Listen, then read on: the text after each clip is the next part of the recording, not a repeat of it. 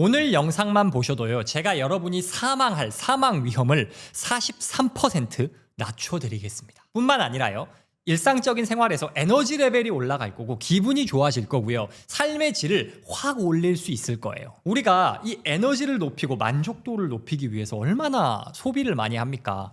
약도 사 먹을 수도 있고 음식을 맛있는 거 먹기도 하고 운동도 하고 기타 뭐 기분 좋게 만들려고 이것저것 하잖아요. 다 필요 없습니다. 돈 쓸 필요도 없어요. 딱 한마디만 기억하시면 됩니다. 그 비결이 뭐냐? 여러분이 살면서 스트레스 받을 때가 있잖아요. 그럴 때 이건 유익한 스트레스다 라고 중얼거리는 겁니다. 뭐라고요? 이건 유익한 스트레스다. 끝이에요. 뭐 더 거창한 게 필요가 없습니다. 그게 뭔 효과가 있냐? 제가 지금부터 설명해 드릴게요. 흔히 스트레스는 안 좋다라고 생각을 합니다. 맞아요. 안 좋은 겁니다. 미국 스트레스 연구소와 직업안전위생관리국 자료에 따르면 성인이 병원에 가는 원인 중에 최소 75%에서 최대 90%가 스트레스 관련 질환이에요. 실제로 사망률을 봐도 현대인의 6대 사망 원인이 심장질환, 암, 폐질환, 사고, 간경화, 자살이거든요. 그 중에서 뭐 교통사고 요 정도만 빼면은 다 스트레스와 관련이 있겠죠. 그러니까 스트레스는 안 좋은 영향을 미치는 게 맞습니다. 그런데 모두에게 안 좋은 게 아니에요. 재밌는 건 스트레스는 건강에 안 좋아라고 생각한 사람들한테만 안 좋습니다. 그게 무슨 말이냐 싶으시죠? 위스콘신 대학교에서 약 3만 명을 대상으로 8년간 추적 조사를 했습니다. 연구는 이렇게 진행을 했어요. 참가자들에게 지난 1년간 스트레스를 얼마나 받으셨나요? 라고 물어봤답니다. 그 질문 이후에 당신은 스트레스가 건강에 해롭다고 생각하세요? 라고 물어봤습니다. 그리고 8년이 지난 후에 기록을 통해서 누가 사망했는지를 조사한 다음 데이터와 대조를 해봤습니다. 연구 결과가 재밌는데요. 스트레스를 실제로 많이 받은 집단이 있겠죠. 그 많이 받은 집단 중에서 스트레스는 건강에 해롭다 라고 믿은 사람들은 사망 위험이 43% 타 그룹에 대비해서 높았습니다. 당연한 거죠. 스트레스 많이 받았고 스트레스는 해로우니까 돌아가신 분들이 많았다. 그런데 진짜 재밌는 건요, 똑같이 스트레스를 많이 받은 사람들 중에서 스트레스는 해롭지 않아 라고 답변한 사람들이 있었습니다. 이 사람들은요, 사망률이 올라가지 않았어요. 심지어는 스트레스를 적게 받은 그룹보다 사망 위험이 더 낮았습니다. 그러면 이 연구가 보여주는 결과가 뭐냐? 딱 한마디로요, 스트레스가 해로운 게 아니라는 거예요. 뭐가 해로운 겁니까? 스트레스가 해롭다는 믿음, 그 생각이 해로운 거죠.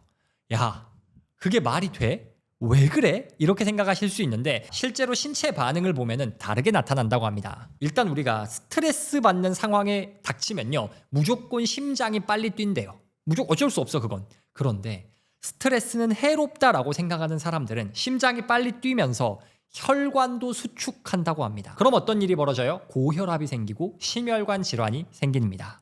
그런데 똑같이 스트레스 받고 심장이 빨리 뛰는데 이거는 유익해라고 생각한 사람들은요, 혈관이 이완된대요. 그래서 혈압이 높아지지 않습니다. 이건 마치 어떤 상황에서 나타나는 증상과 똑같냐? 우리가 기쁠 때, 흥분될 때 느끼는 신체 증상과 유사하다는 거죠. 오히려 행복 호르몬이라고 불리는 옥시토신이 분비가 됩니다. 우리도 생각해 보면은 뭔가 막 중요한 일, 힘든 일이 있는데 이게 부담은 없고 오히려 뭐 같이 하는 사람들이 좋아서 재밌다? 그러면은 오히려 심장은 빨리 뛰지만 긴장은 되지만 퍼포먼스가 올라가고 기분 좋잖아요. 그런 상태가 된다는 겁니다. 스트레스라는 건요, 일종의 신호입니다. 이 신호에 어떻게 반응하냐에 따라서 그 결과값이 달라진다는 거죠. 빅터 프랭클의 죽음의 수용소라는 책에서 저자인 프랭클 박사는 자극과 반응 사이에는 공간이 있다. 그 공간에는 자신의 반응을 선택할 수 있는 자유와 힘이 있다. 그리고 그 선택에 우리의 성장과 행복이 달려 있다. 라고 말합니다. 즉, 스트레스라는 상황에서 반응만 바꾸면 된다는 거예요. 그러면 그 반응을 어떻게 바꿀 것이냐? 제가 서두에 말씀드렸듯 스트레스는 유익하다 생각하면 됩니다. 그렇게 중얼거리면 돼요. 그런데 만약에 여러분이 이미 스트레스는 안 좋다라는 게 너무 부정적 사고방식이 뿌리 깊게 박혀 있다면 이 정도만으로는 안 될 수 있죠. 그러면 제가 조금 더 구체적으로 실천할 수 있는 방법을 알려드리겠습니다. 그 전에 제가 좀 재밌는 거 하나 알려드리면은 요즘에 유튜브 알고리즘이 내가 이 사람을 팔로우 했다고 해서 나한테 이 사람의 다음 영상을 보여주지 않거든요. 여러분이 이런 유익한 영상 보고 와 진짜 좋다 그래서 팔로우를 해도 여러분이 요즘에 흑백 요리사 영상을 보고 계시면 제 다음 영상이 여러분에게 노출이 안 됩니다. 그래도 우리가 그런 예능도 볼 때도 있지만 이런 유익한 자기계발 내용을 배우고 싶잖아요. 꾸준하게 성장하고 싶잖아요. 그러면 고정 댓글에 있는 링크를 클릭해서 뉴스레터를 구독해 보시기 바랍니다. 제가 최소 주 1회 꼬박꼬박 이런 자기계발 메시지 놓치지 않도록 보내드립니다. 자, 그럼 다시 스트레스는 해롭지 않다라는 생각을 우리 뇌에 새기는 방법이 있습니다. 첫 번째는요, 이름 바꿔 부르기입니다. 하버드 경영대학원의 앨리슨 우드 브룩스 교수라는 분이 계시는데요. 이분이 연구를 했습니다. 어떤 연구였냐? 발표나 시험 전 긴장이 되는 스트레스 받는 상황이 있잖아요. 어떤 참가자들은 스스로 calm down, 진정해 스스로 진정해 긴장하지 마 이렇게 중얼거린 거예요. 그런데 또 다른 집단은요, 진정해 하지 않고 두근두근해, 신난다. 즉 똑같은 증상인데 다른 이름을 붙인 겁니다. 진정해, 신난다. 어느 쪽이 더 높은 성과를 냈냐? 신난다라고 했던 집단이 훨씬 더 높은 발표력과 좋은 결과를 보였습니다. 그래서 브룩스 교수는 뭐라고 말하냐? 불안을 억지로 가라앉히려는 시도는 오히려 스트레스를 가중시킨다.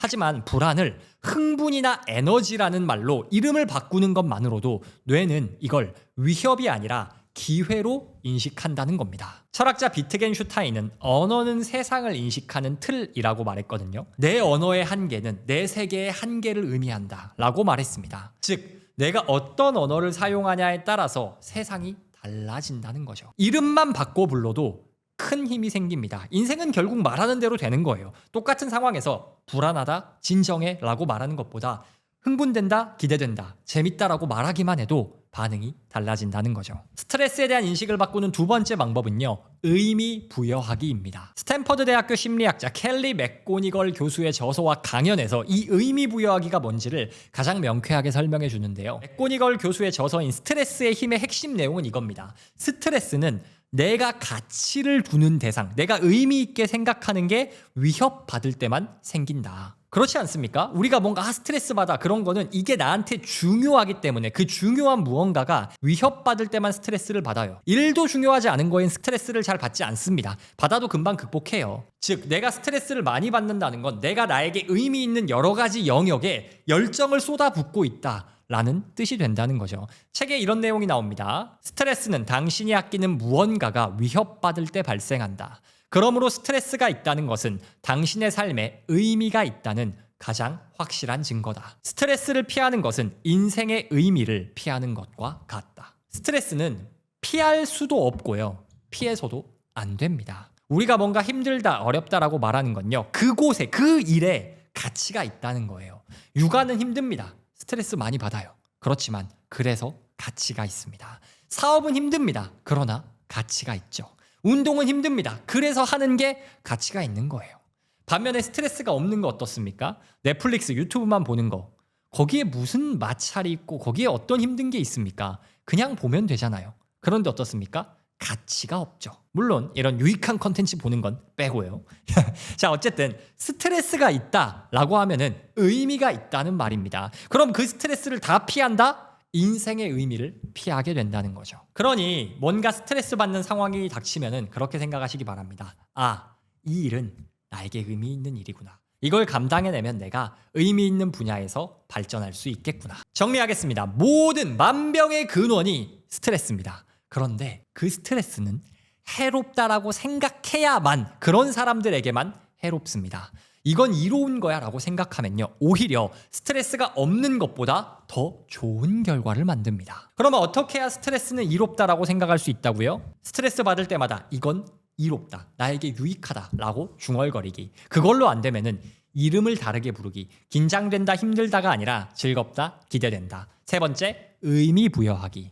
스트레스를 느낀다는 건 그 일이 내 인생에 의미가 있는 것이고 그렇기에 감당할 만하다라고 생각하는 겁니다. 스트레스는 피할 수도 없고요. 피해서도 안 됩니다. 이 영상을 보시는 모든 분들이 문제와 스트레스 없는 인생이 아니라 그 스트레스와 문제를 기꺼이 감당하고 해결할 수 있는 능력 있는 사람이 되시면 좋겠습니다. 영상 시청해주셔서 감사하고요. 이런 유익한 자기개발 콘텐츠를요 메일로 받아보고 싶다, 놓치지 않고 싶다 하시는 분들은 고정 댓글을 클릭해 뉴스레터를 신청해 주시면 여러분이 놓치지 않으시도록 유익한 콘텐츠 제가 계속 보내드리도록 하겠습니다. 감사합니다. 오늘도 행복한 하루 되세요.